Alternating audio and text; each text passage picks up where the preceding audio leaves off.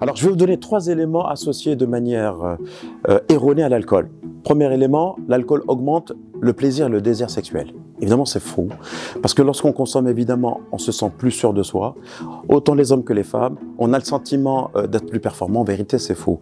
Ça diminue évidemment la qualité de l'érection chez les hommes, ça diminue la lubrification chez les femmes, et évidemment, ça retarde l'éjaculation. Et à terme, c'est plutôt le contraire qui arrive, et toutes les études le montrent. Donc, l'alcool n'est pas un bon ami de la performance sexuelle.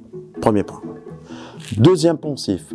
L'alcool augmente les relations sociales et évidemment c'est un des psychotropes les plus investis par les personnes qui sont phobiques sociales ou qui ont du mal à aller vers la société. C'est totalement faux. L'alcool est un produit qui a 2 phases. D'abord il excite un tout petit peu, ça s'explique sur le plan neurobiologique et chimique, et ensuite c'est le contraire. Ça sédate, ça casse. Donc on se retrouve finalement quand on a bu, même un peu isolé. Troisième point, le dernier, l'alcool, ça donne une bonne humeur. C'est faux.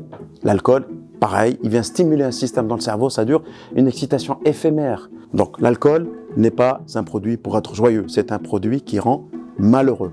Donc tout ça, vous pouvez l'expérimenter sans être malade. Et vous verrez qu'au bout de 30 jours, vous serez peut-être plus performant sexuellement, vous serez plus apte à aller dans des relations sociales plus saines et vous serez moins déprimé.